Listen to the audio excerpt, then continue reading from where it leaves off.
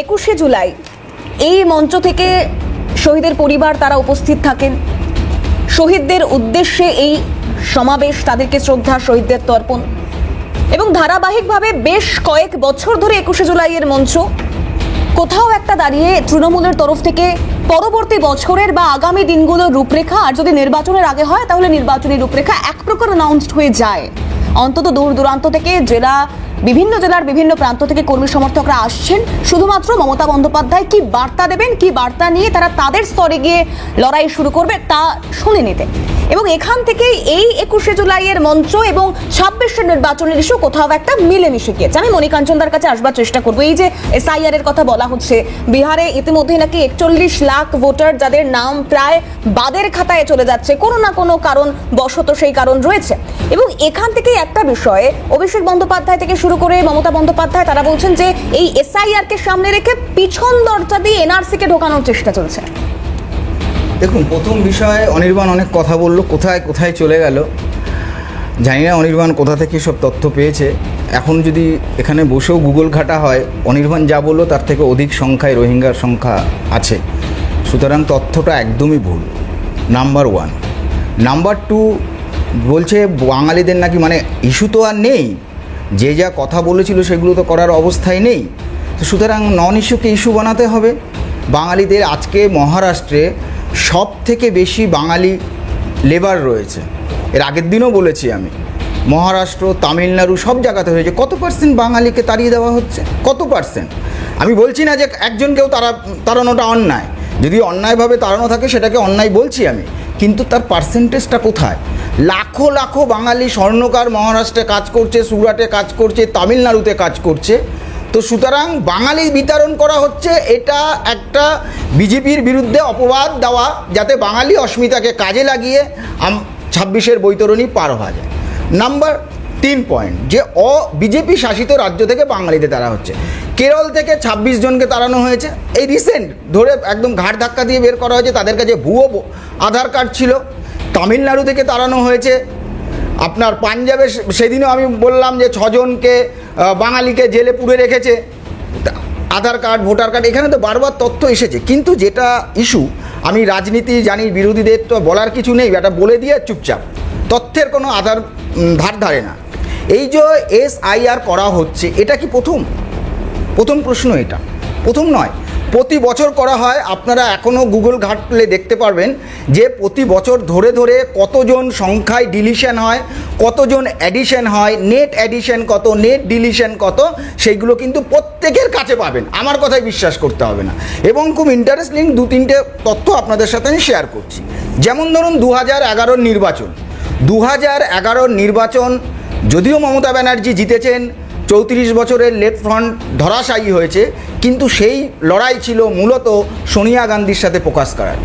কিন্তু interesting fact দেখুন, আমি যা ডেটা পাচ্ছি যে 2008 থেকে 7 থেকে 2000 আজকে 24, 2017-এর পরে SIR ওয়েস্ট বেঙ্গলে হয়নি। তো তার মধ্যে 2010-এ সব থেকে বেশি অ্যাডিশন ভোটার লিস্টে কিন্তু 2010-এ হয়েছে 37,57,385 জন। কিন্তু মনিকাঞ্চনদা অবশ্যই ইনফরমেশন রয়েছে, যাবতীয় বিভিন্ন তথ্য রয়েছে, কিন্তু আমার কথা হচ্ছে অনুপ্রবেশ রুখতে চাইছে বিজেপি, খুব ভালো কথা। কিন্তু বাংলা বা বাঙালির অস্মিতা রক্ষা নিয়ে যে প্রশ্ন উঠেছে, যেভাবে বাংলা ভাষাভাষীদের হেনস্থা করার অভিযোগ উঠেছে, আপনি বাঙালি, আমি বাঙালি, আমাদের সকলের জন্য তো তাহলে গোটা পরিস্থিতি। আমি তো সেখানেই আসছি যে আপনার ধরুন 1 কোটি বাঙালি বাইরে রয়েছে, তার মধ্যে 1000 জন বা 1000 জনকে অন্যায়ভাবে বা কাগজপত্র দেখায়নি, মানুষ মশতই ভুল হয়, সেই কারণে পাঠিয়েছে। তার মানে এই কি যে 1 কোটি বাঙালিকে তাড়িয়ে দিচ্ছে? এই কথা বলাটা কি ঠিক নয় তো। তো সুতরাং যেখানে হচ্ছে তাদের তো করা হচ্ছে। আমি আসছি, তথ্যে দিয়েই আসছি। যেখান থেকে তুমি আজকের প্রোগ্রাম শুরু করলে, বিহারের কিষানগঞ্জ, যেখানে আধার কার্ড আছে 126%, মানে 100 জন লোক থাকলে 126টা আধার কার্ড হয়েছে।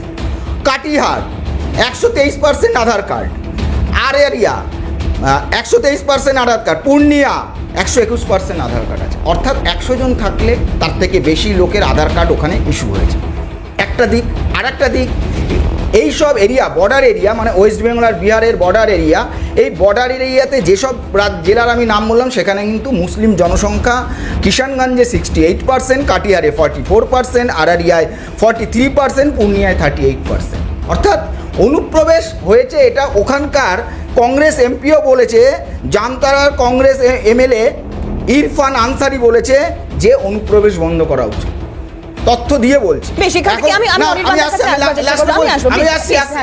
একটা লাইন চলে গেলে হবে না পুরো বিষয়টা, কিন্তু বারবার একটা তর্ক আমরা এখানে করি যে বর্ডার কে সামলাচ্ছে, বিএসএফ, আমাদের কি দোষ আছে? আচ্ছা বলুন তো, খুব বড় করে ভাবার দরকার নেই। রাজ্যে, যে কোনো রাজ্যের চুরি যাতে না হয় তার জন্য ল অ্যান্ড অর্ডার দেখার জন্য পুলিশ আছে। এবার পুলিশের চোখে ফাঁকি দিয়ে চোর যদি আমার বাড়িতে ঢুকে আসে, তখন আমি বলবো আরে চোর ধরা তো পুলিশের কাজ ছিল, পুলিশ যখন ধরেনি এই চোরকে ঘরের জিনিস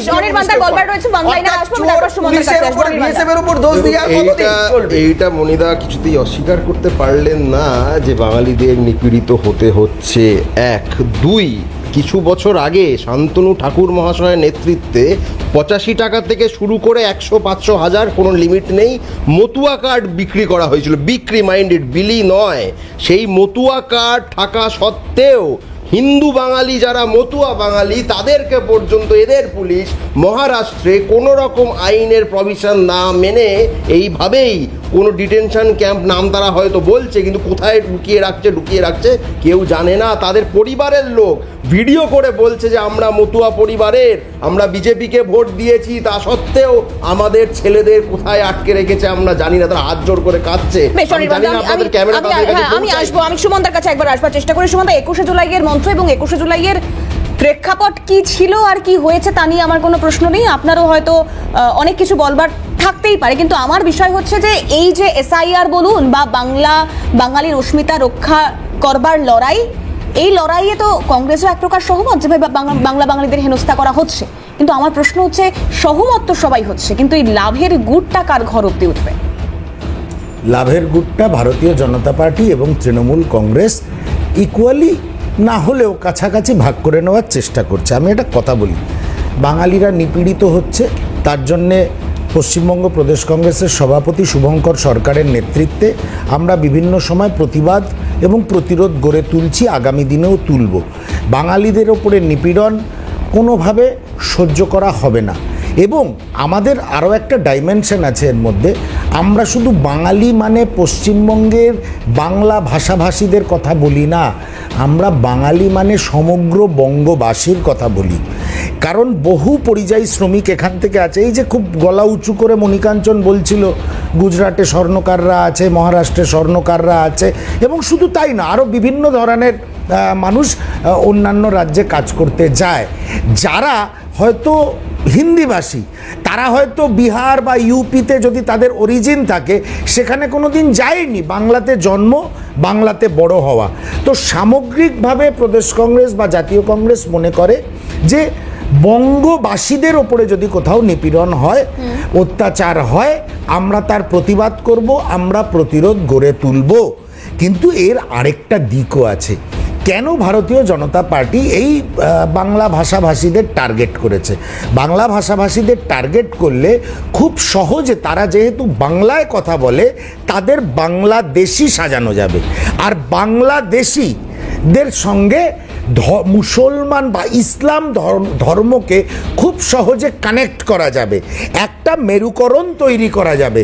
সেই কারণে ভারতীয় জনতা পার্টি এটা খুব সুচতুরভাবে ধীরে ধীরে ওই ঠুক ঠুক ঠুক ঠুক করে হাতুড়ি মারার মতন, এখন মণিকাঞ্চন বলছে মাত্র 26 জন, পরের মাসে মণিকাঞ্চন বলবে মাত্র 100 জন, তার পরের মাসে বলবে মাত্র 1000 জন, এত কোটির মধ্যে 1000 জন, এই করে একটা কাউন্টার ন্যারেটিভ ভারতীয় জনতা পার্টি তৈরি করতে চাইছে, যেটার বিরোধিতা প্রদেশ কংগ্রেস সহ জাতীয় কংগ্রেসের সর্বোচ্চ নেতৃত্ব করছে।